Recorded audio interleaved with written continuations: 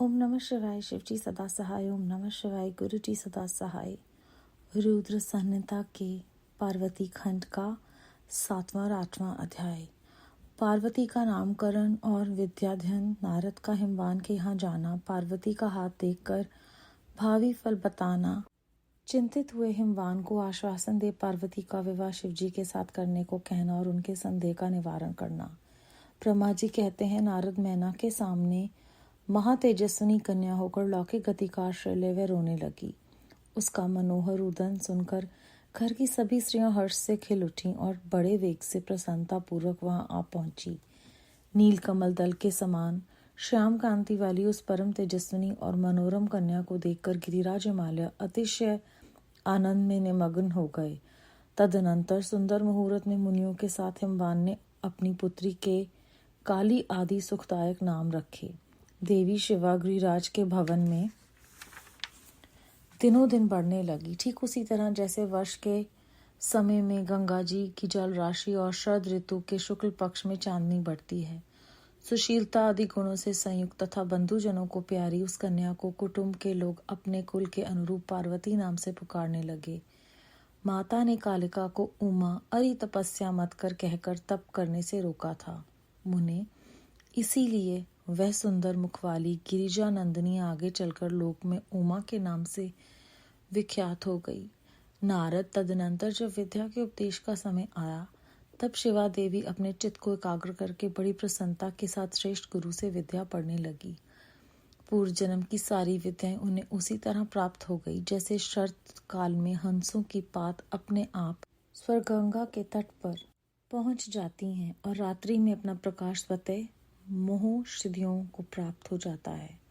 मुने इस प्रकार मैंने शिवा की किसी एक लीला का ही वर्णन किया। अब अन्य लीला का वर्णन करूंगा, सुनो।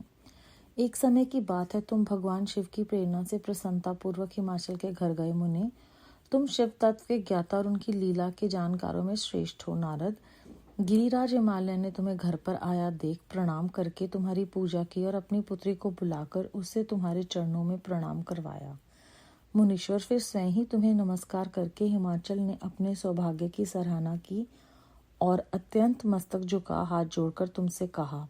हिमालय बोले, हे मुने नारद, ब्रह्मा पुत्रों में श्रेष्ठ ज्ञानवान प्रभु आप सर्वज्ञ हैं और कृपा पूर्वक दूसरों के उपकारों में लगे रहते हैं। मेरी पुत्री की जन्म कुंडली में जो गुण दोष हो उसे बताइए। मेरी बेटी किसकी सौभाग्यवती प्रिय पत्नी होगी? ब्रह्मा जी कहते हैं, मुनिश्रेष्ठ तुम बातचीत में कुशल और कौतुकी तो हो ही। गिरिराज हिमालय के ऐसा कहने पर तुमने कालिका का हाथ देख और अब उसे संपूर्ण अंगों पर विशेष रूप से दृष्टिपात करके हिमालय से इस प्रकार कहना प्रारंभ किया। नारद बोले, शैलराज और मैना, आपकी ये पुत्री चंद्रमा की आदिकाल के समान बड़ी है। समस्त शुभ लक्षण इसके अंगों की शोभा बढ़ाते हैं। ये अपने पति के लिए अत्यंत सुखदायिनी होगी और माता पिता की कीर्ति बढ़ाएगी। संसार की समस्त नारियों में यह परम साध्वी और स्वजनों को सदा महान आनंद देने वाली होगी। गिरिराज, तुम्हारी पुत्री के हाथ में सब उत्तम लक्षण ही विद्यमान है, केवल एक रेखा विलक्षण है। उसका यथार्थ फल सुनो। इसे ऐसा पति प्राप्त होगा जो योगी, नंग धड़ंग रहने वाला, निर्गुण और निष्काम होगा। उसके न माँ होगी न बाप। उसे मान सम्मान का भी कोई ख्याल नहीं रहेगा और वह सदा अमंगल वेश धारण करेगा। ब्रह्मा जी कहते हैं, नारद तुम्हारी इस बात को सुन और सत्य मानकर मैना तथा हिमाचल दोनों पति पत्नी बड़े दुखित हुए। परंतु जगदम्बा शिवा तुम्हारे ऐसा वचन सुनकर और लक्षणों द्वारा उस भावी पति को शिव मानकर मनी मन हर्ष से खिल उठी। नारद जी की ये बात कभी झूठी नहीं हो सकती। यह सोचकर शिवा भगवान शिव के युगल चरणों में संपूर्ण हृदय से अत्यंत स्नेह करने लगी। नारद उस समय मनी मन दुखी हो हिमवान ने तुमसे कहा, मुनि उस रेखा का फल सुनकर मुझे बड़ा दुख हुआ है। मैं अपनी पुत्री को उससे बचाने के लिए क्या उपाय करूं? मुने तुम महान कौतुक करने वाले और वार्तालाप विशारद हो। हिमवान की बात सुनकर अपने मंगलकारी वचनों द्वारा उनका हर्ष बढ़ाते हुए तुमने इस प्रकार कहा। नारद बोले, गिरिराज तुम स्नेह पूर्वक सुनो, मेरी बात सच्ची है, वह झूठ नहीं होगी। हाथ की रेखा ब्रह्मा जी की लिपि है, निश्चय ही वह मिथ्या नहीं हो सकती। अतः शैल प्रवर इस कन्या को वैसा ही पति मिलेगा, इसमें संशय नहीं। परंतु इस रेखा के कुफल से बचने के लिए एक उपाय भी है। उसे प्रेम पूर्वक सुनो। उसे करने से तुम्हें सुख मिलेगा। मैंने जैसे वर्ण का रूप किया है वैसे ही भगवान शिव हैं। वह सर्व समर्थ और लीला के लिए अनेक रूप धारण करते रहते हैं। उनमें समस्त कुल क्षण सद्गुणों के समान हो जाएंगे। समर्थ पुरुष में कोई दोष भी हो तो वह उसे दुख नहीं देता। असमर्थ के लिए ही वह दुखदायक होता है। इस विषय में सूर्य, अग्नि और गंगा का दृष्टांत सामने रखना चाहिए। इसीलिए तुम विवेक पूर्वक अपनी कन्या शिवा को भगवान शिव के हाथ में सौंप दो। भगवान शिव सबके ईश्वर, सेव्य, निर्विकार, सामर्थ्यशाली और अविनाशी हैं। वे जल्दी ही प्रसन्न हो जाते हैं, अतः शिवा को ग्रहण कर लेंगे, इसमें संशय नहीं है। विशेषतः वे तपस्या से वश में हो जाते हैं। यदि शिवा तप करे तो सब काम ठीक हो जाएगा। सर्वेश्वर शिव सब प्रकार से समर्थ हैं। वे इंद्र के वज्र का भी विनाश कर सकते हैं। ब्रह्मा जी उनके अधीन हैं तथा वे सबको सुख देने वाले हैं। पार्वती भगवान शिव की प्यारी पत्नी होगी। वह सदा रुद्रदेव के अनुकूल रहेगी, क्योंकि यह महासाध्वी और उत्तम व्रत का पालन करने वाली हैं तथा माता पिता के सुख को बढ़ाने वाली हैं। ये तपस्या करके भगवान शिव के मन को अपने वश में कर लेंगी और वे भगवान भी इसके सिवा किसी दूसरी स्त्री से विवाह नहीं करेंगे। इन दोनों का प्रेम एक दूसरे के अनुरूप है। वैसा उच्च कोटि का प्रेम ना तो किसी का हुआ है, ना इस समय है और न आगे होगा। गिरिश्रेष्ठ, इन्हें देवताओं के कार्य करने हैं। उनके जो जो काम नष्ट प्राय हो गए हैं उन सब का इनके द्वारा पुनः उज्जीवन या उद्धार होगा। आद्रराज, आपकी कन्या पाकर ही भगवान हर अर्धनारीश्वर होंगे। इन दोनों का पुनः हर्ष पूर्वक मिलन होगा।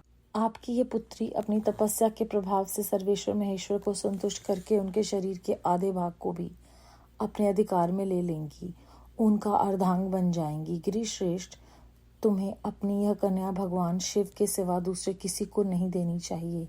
ये देवताओं का गुप्त रहस्य है, इसे कभी प्रकाशित नहीं करना चाहिए।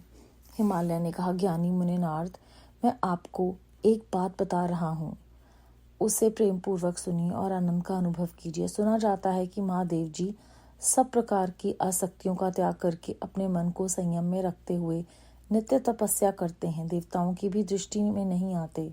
देवऋषि, ध्यान मार्ग में स्थित हुए वे भगवान शंभु पर ब्रह्म में लगाए हुए अपने मन को कैसे हटाएंगे? ध्यान छोड़कर विवाह करने को कैसे उद्यत होंगे?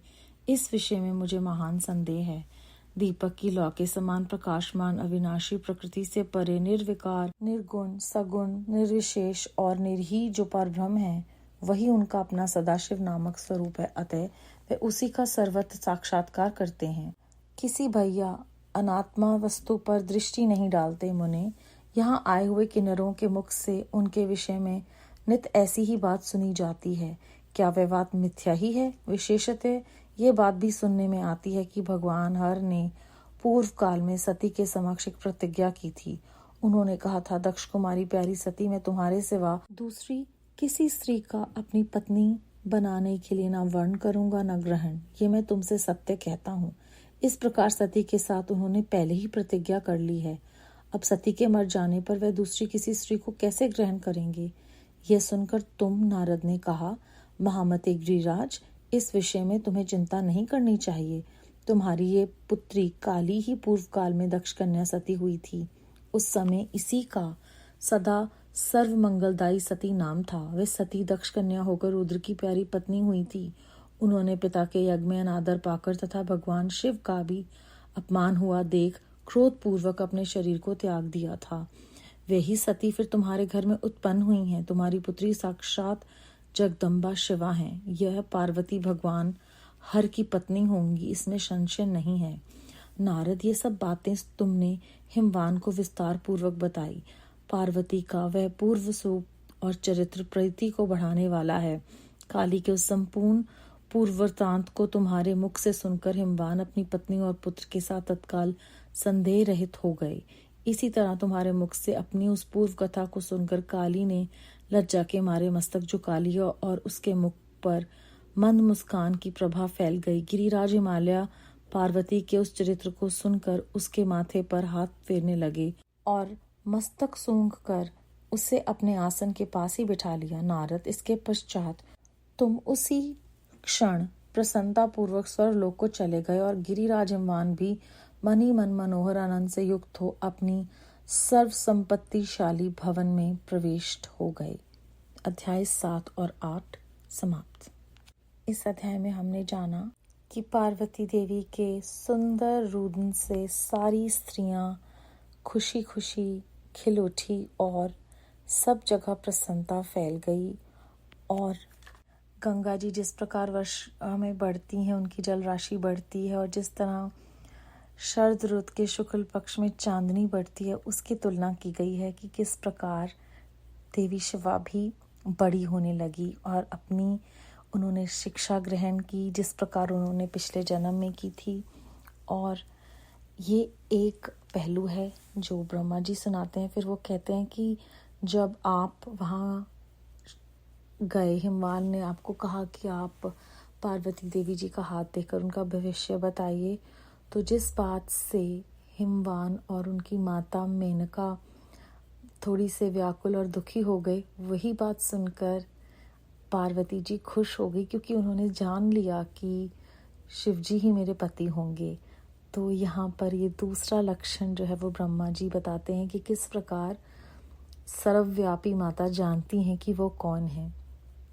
और फिर अंत में जब वो हिमवान एक पिता की भांति फिक्र करते हैं कि उनकी बेटी का भविष्य तो ऐसे ठीक नहीं रहेगा, क्योंकि जब वो पूरे वृतांत बताते हैं कि शिव जी किसी की बात नहीं सुनेंगे, अपने में मस्त रहेंगे और उनके ना माता है ना पिता हैं, तो नारद जी जब आश्वासन देते हैं तो वो बताते हैं कि इन्हीं से उनको अपनी आदि शक्ति मिलेगी और इन्हीं की वजह से वो अर्धनारीश्वर होंगे और उन्हें फिक्र करने की कोई ज़रूरत नहीं है, क्योंकि देवी पार्वती ही सती जी का दूसरा रूप है। तो हमें यहाँ पर पुनर्जन्म की जो हम बातें सुनते हैं कि जो आत्माएं हैं जो पिछले जन्म में सीखती हैं वो अगले जन्म में भी पूरा होता है। तो किस प्रकार उन्होंने जो पिछले जन्म में विद्या ली थी, वो विद्या एक बात है, और दूसरा कि वो ही उनकी धर्मपत्नी बनेंगी। तो किस सूक्ष्म तरीके से हमें गुरु साहब यहाँ पर ये प्रेरणा दे रहे हैं कि हमें जो कर्म हम इस जन्म में करेंगे वही हमारे आने वाले जन्म की जो भविष्य है उसको निर्धारित करेंगे।